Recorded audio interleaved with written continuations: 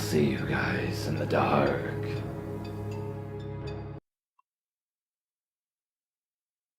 Jack and I were seeing each other for about 6 to 7 months at this time.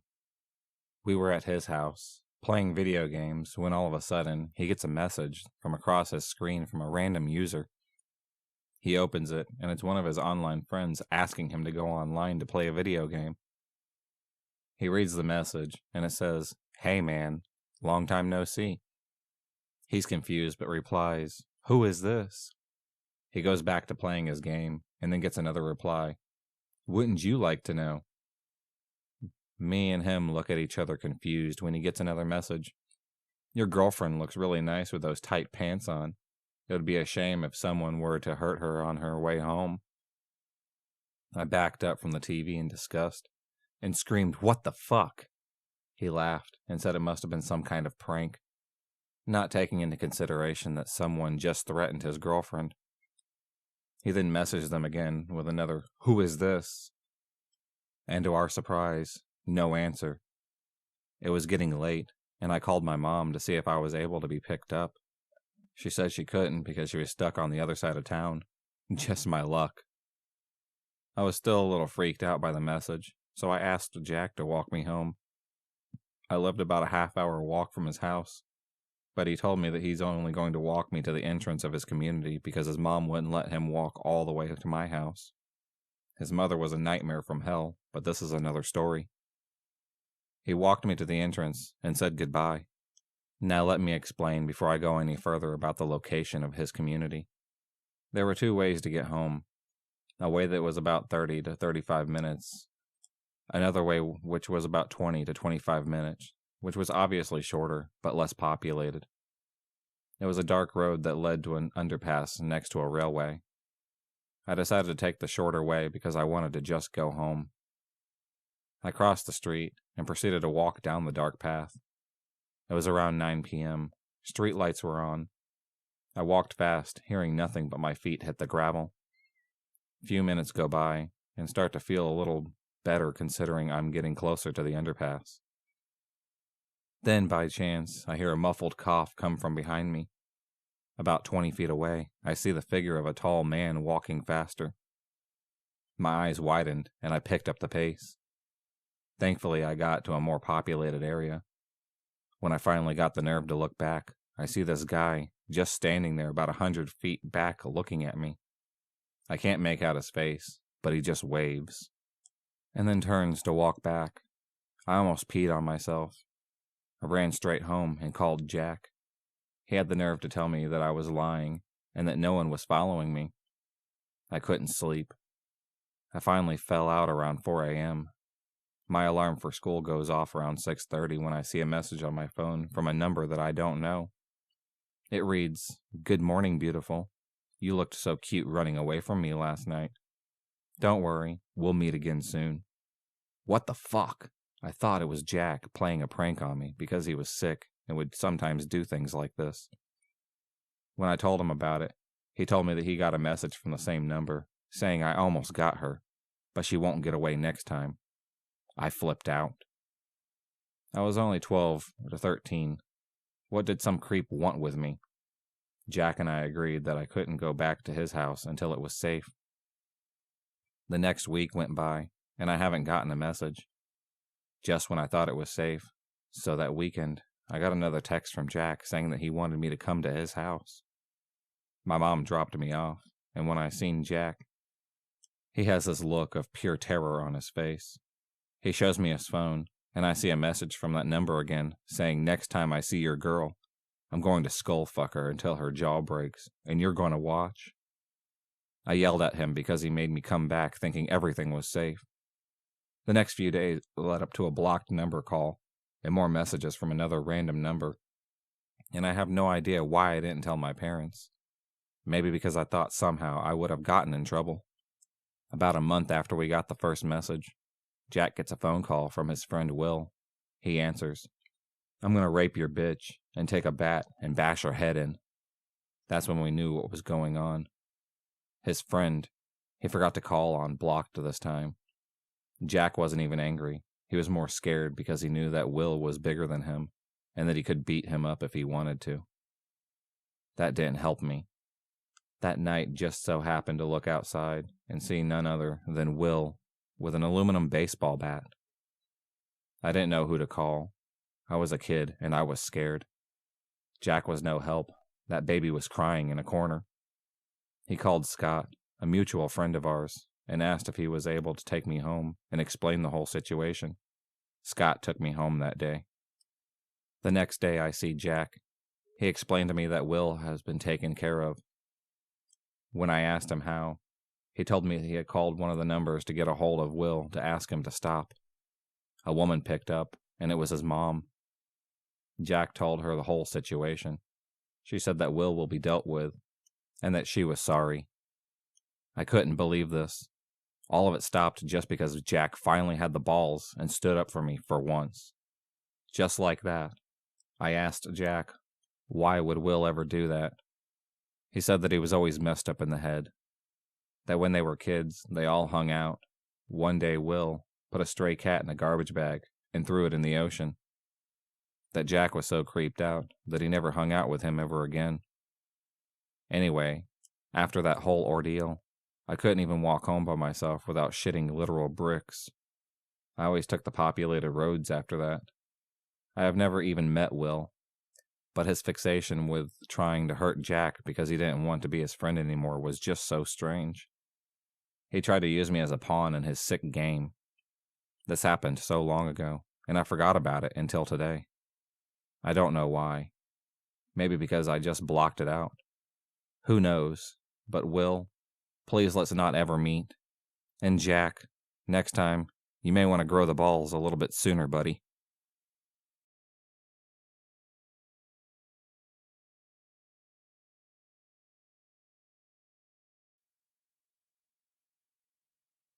So this story goes back a very long time, but to sum it up, my mom started dating this man when I was 8, and they dated for 8.5 years.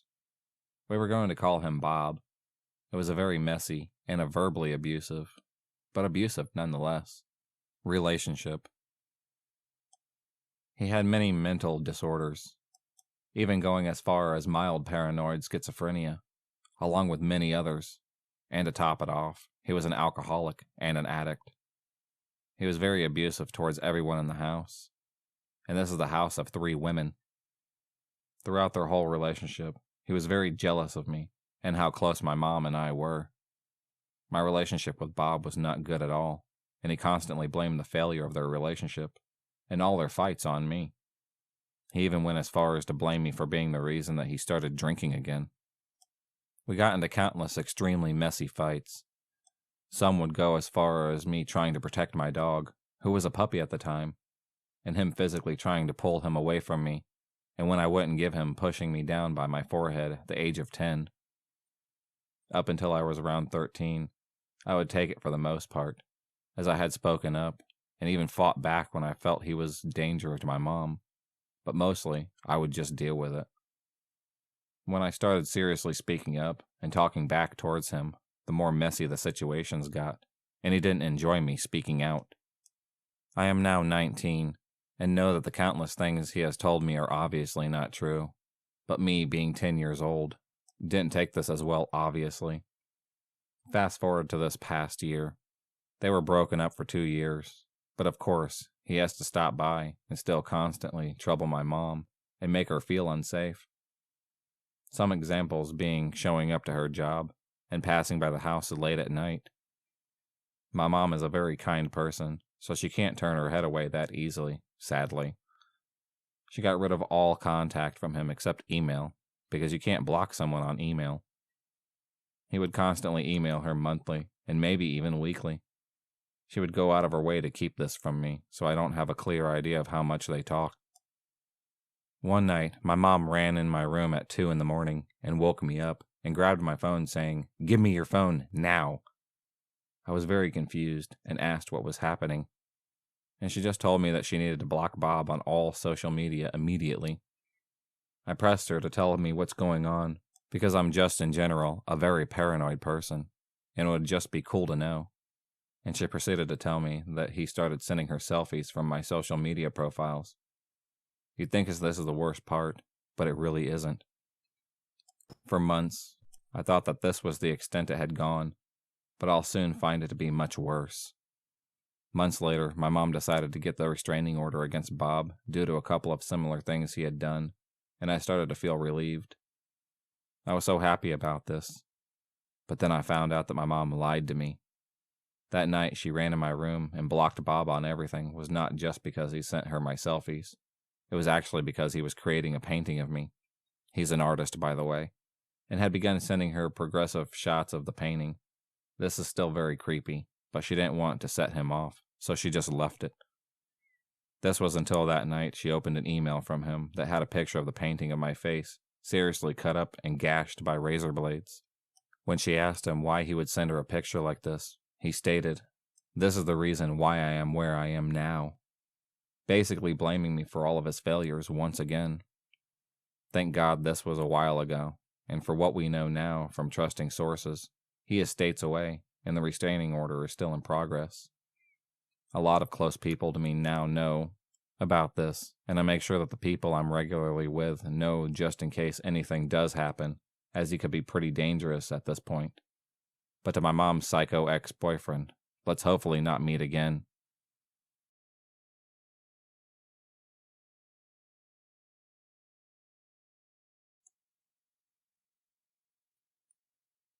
I have never really posted here in this before, but let me state that this has happened to me years ago. My mom and I are both far away from this creepazoid, and we will never, ever see him again. It happened back in 2011, maybe 2012. My mom had recently broke up with a guy that I thought was someone who could be a better father than my actual one was. But he broke it off with my mom and moved away.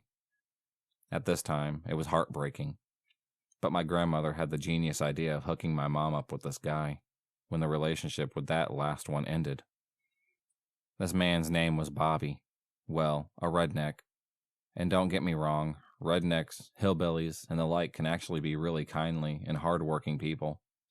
Bobby was not. Bobby was cruel, stupid, lazy, alcoholic, and all around a creep. I would not trust him no matter how many times Mom tried to get me to see the good in this asshole. He was a racist towards a man who was just trying to make a living as a pizza delivery driver. This poor guy is of Middle Eastern descent, and Bobby berated and yelled at this guy, shouting, "Go back to your own country." How did this upstanding man defend his racist behavior? By stating his cousin was killed while in the military, and that's why he acted like a prick. In the words of one of my close friends, your cousin died protecting that Middle Eastern man's right as a U.S. citizen as well. Another thing Bobby had done was that during my 19th birthday party, he overheard me talking to my friends about my sexuality. I'm pan for the record. And after he demanded I kiss one of my friends to prove it, he went on and on about how sinful I am, and the Bible says this, that, and the other thing. On top of that, earlier one of my friends, who was 15 at the time, had dealt with Bobby leering at her dancing as if she were a stripper at a strip club. It took my mom a while to be rid of him, and it took them fighting and him calling her a whore because she was a teen mom. My mom was 14 when she had me, to kick this creep out of the house. This guy made me angry and afraid, and caused a rift between Mom and I. We've repaired our relationship, somewhat, but Bobby did this damage. The last time I've heard from him is when an ex of my uncle had a run-in with Bobby, and he asked about his daughter's location. Confused, the ex inquired who he was talking about, and he replied with my name. My uncle's ex-girlfriend flat out said, "She is not your daughter." To Bobby, if there is an off chance that you read this, you are computer illiterate anyways. I doubt you would. I am not your daughter. You are a racist, disgusting pig that took advantage of my mother's loneliness. And let's not meet ever again.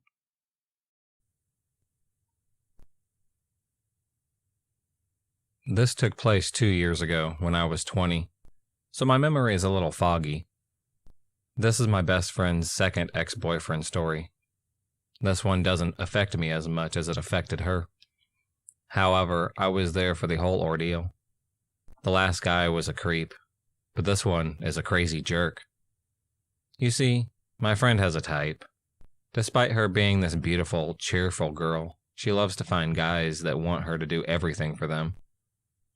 They want her to pay for everything and do everything for them, periodically paying for groceries to make it even. Now, I have no issue with her dating a guy down on his luck, working hard to get on his feet. We've almost all been there, so it's fine.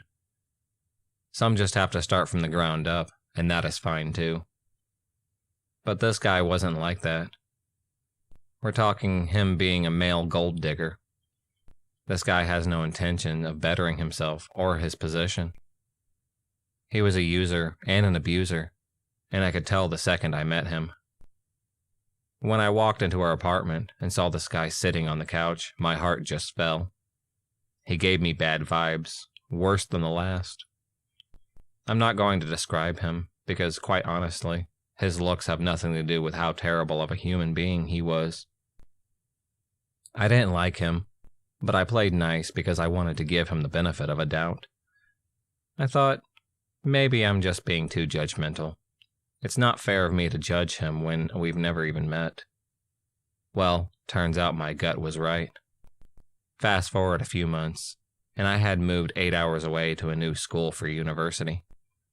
My friend, Emmy, and her family went to a nearby city, 2-hour drive away from me, to visit her sister, so I met them there and stayed the night. We met up and went to lunch, and while there we started to tell about the jerk she was dating. I had known that he moved in with her and would borrow her car. He actually had it while she was out of town, as she was driven with her parents.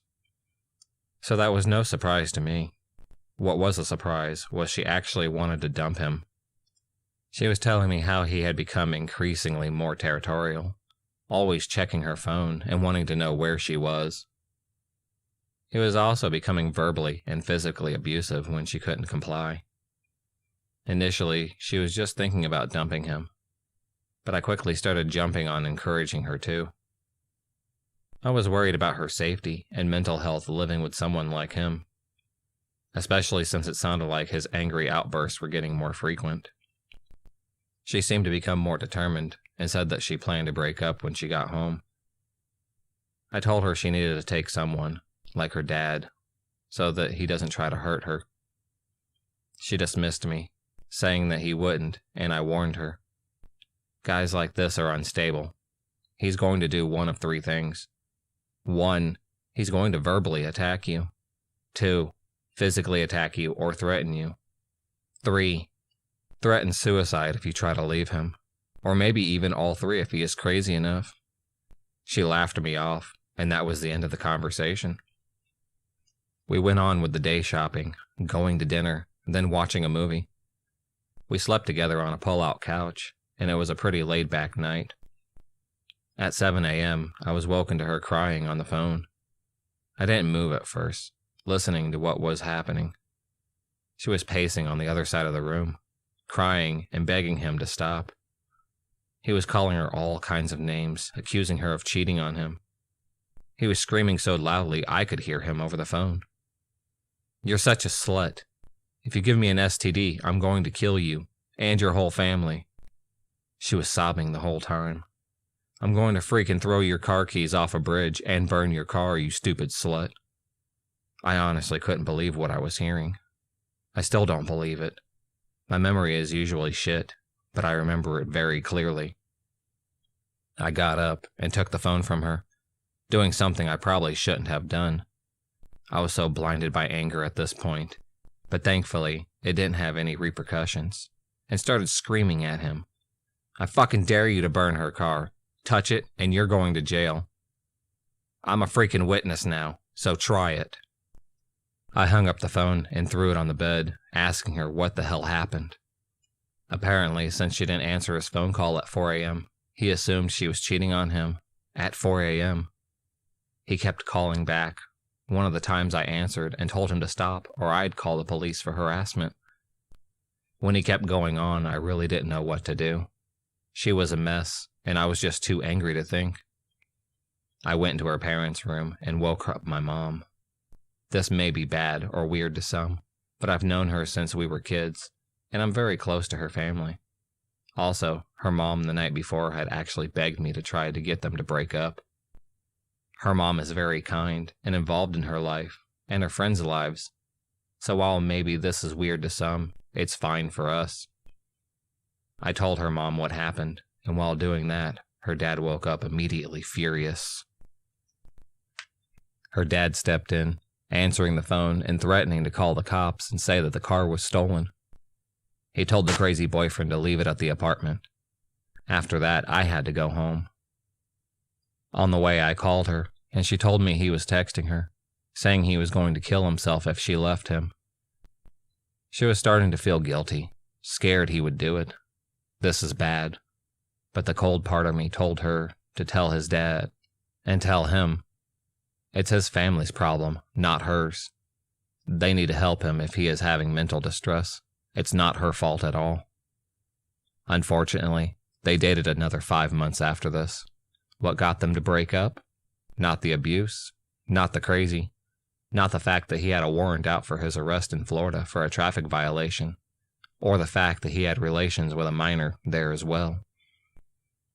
Not the fact that he had a crazy ex-girlfriend who went to my family's city, threatening to find her and fight her for him.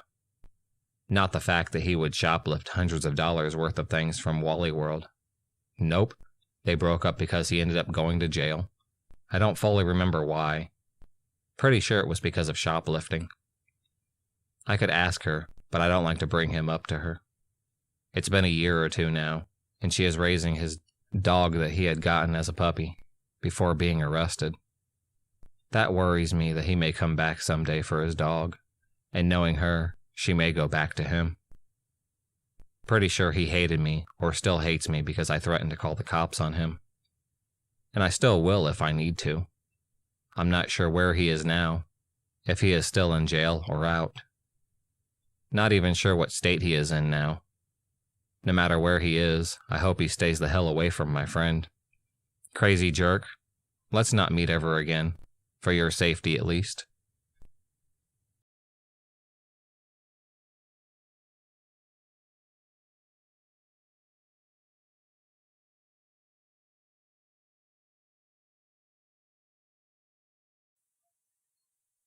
"5 years ago, when I was 16, I met a 19-year-old male.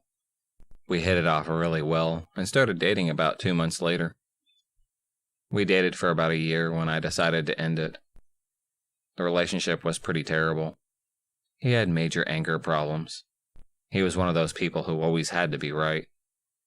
He liked to sit in his room and play video games 24/7, and we never went out, so I finally had enough and wanted to move on to other things and enjoy my life. Enjoying life was one thing I didn't get to do after the split. He texted me 24/7 and would call when I didn't answer. I tried to be as nice as possible in the beginning, but I started getting really tired of my phone ringing every 5 minutes. So I went and changed my number and thought that would clear up the whole situation, but it just happened to make things worse. I was 17 now when this happened, and I lived at home with my parents. We lived about half an hour outside the big city, and 20 minutes down the highway, and about 10 down a gravel road. I was driving back home around 1 a.m., and I happened to pass a car that looked very familiar. It was pitch black besides my headlights, so I didn't get the best look at this car. I grew up on a farm my whole life and knew everyone I lived around, so a familiar car on the road was common when people's vehicles broke down. About 10 minutes later, I had pulled into my driveway and took a look at my phone, and I had a text message from a random number. You guessed it, it was my ex. The text said, "Why would you just pass me like that? All I wanted to do was see you." I had not put my number on my social media and didn't hand it out easily, so I still have no idea how he managed to get it. I responded in a not so nice way to back off. "You're being creepy, and don't sit on my road." I thought he would take a hint like that. It was over. I didn't want to see him or talk to him, but boy was I wrong. Every night I would come home, and there he would be sitting on my road. No matter what time it was, 7 p.m., 2 a.m., he would always be there. Of course, I would never stop. But as soon as I got home, there would always be a text on my phone from him, and each time they got more and more aggressive. I had officially changed my number 3 times at this point, and somehow he kept finding it and texting me. Things started getting worse. I would be at work.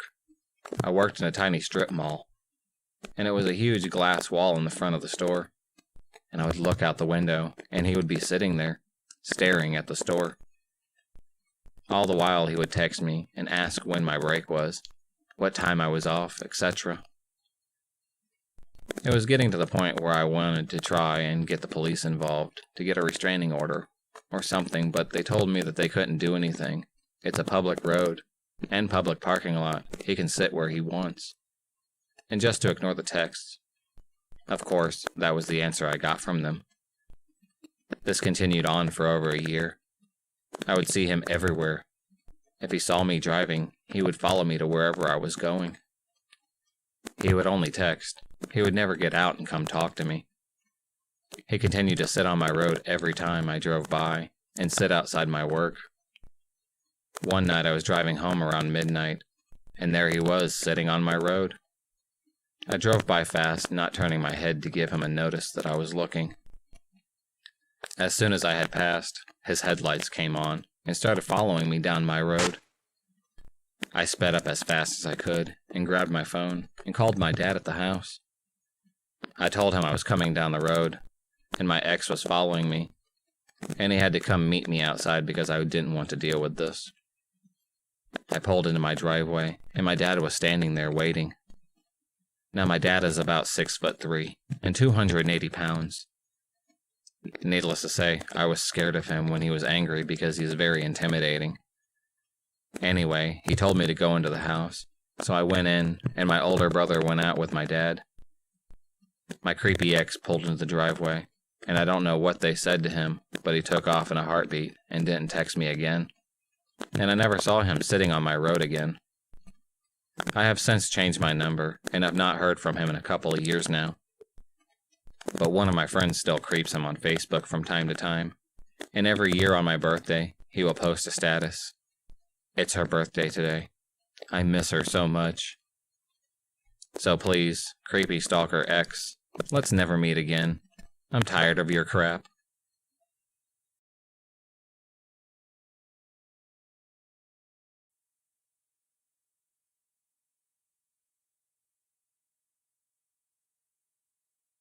"10 years ago, I dated this guy, David. I don't talk much about David, only to my current partner and very close friends. Talking about him makes me very nervous. When David and I met, I was only 17, and he was a post-secondary student in his early 20s.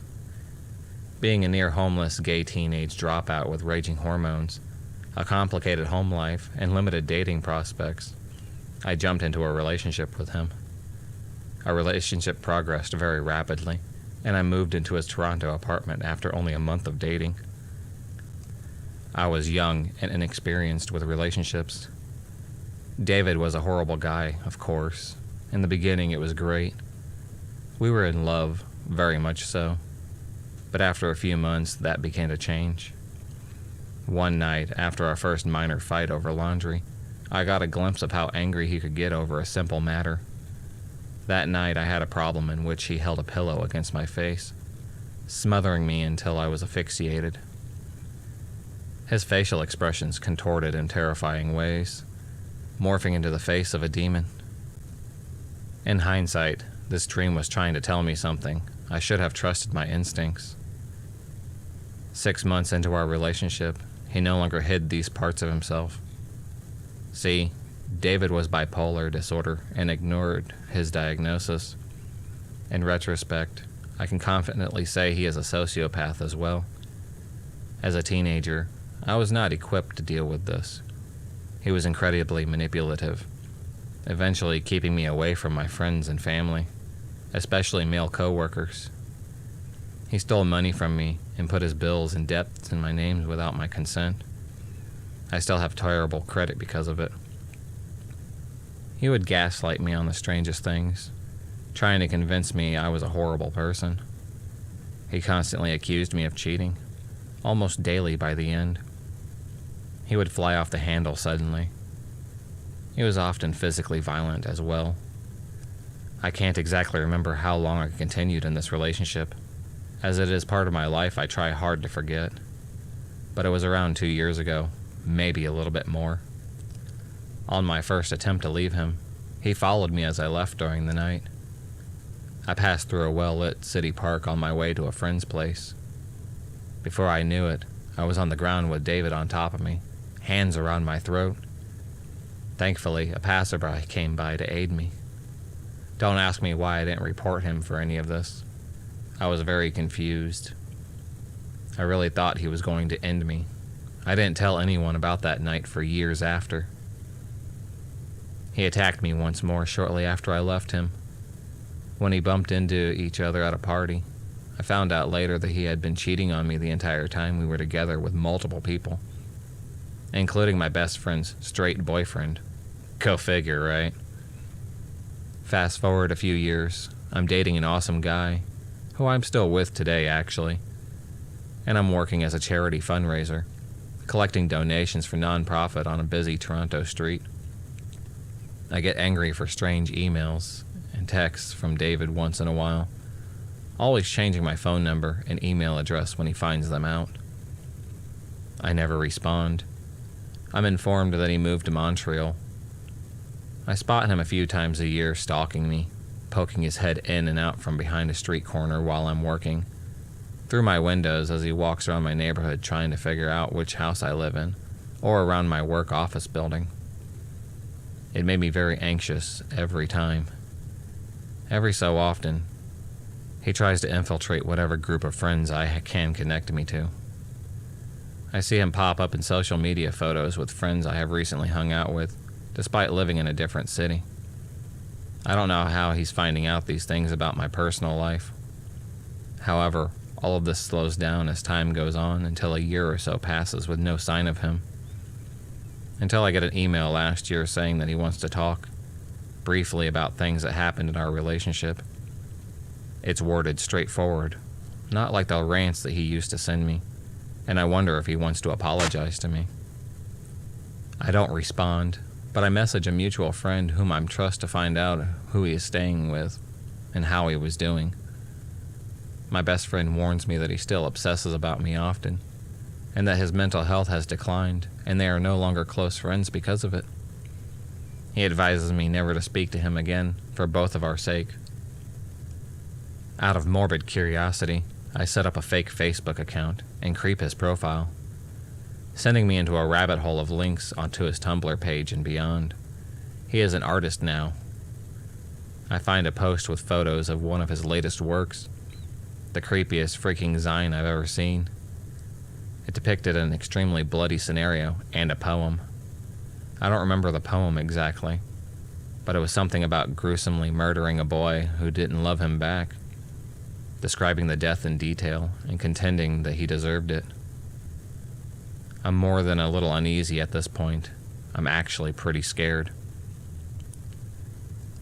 6-ish years is more than enough time to get over your ex. This was just obsession to an alarming level. I changed my email once more and asked our mutual friend to keep me updated if he ever decides to take a trip to my city. I also deleted my Facebook and most of my social media accounts, and I haven't seen any sign of him in over a year. I'm 27 now. I've worked through a lot of the issues that David left inside of me. Now I have a really kick-ass partner and a squishy cat. I'm a university student, and my life has been pretty rad.